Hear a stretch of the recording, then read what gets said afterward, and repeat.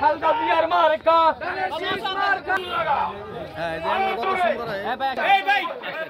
সামনে যেতেছে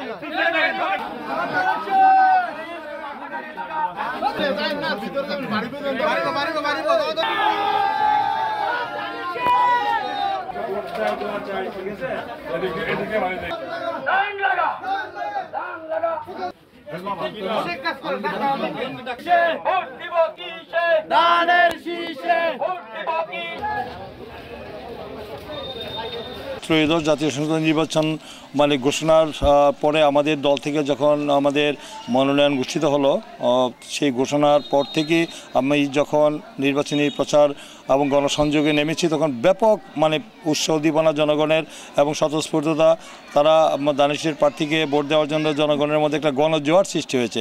যেখানেই যাচ্ছি সেখানে শত শত হাজার হাজার লোক উপস্থিত হচ্ছে।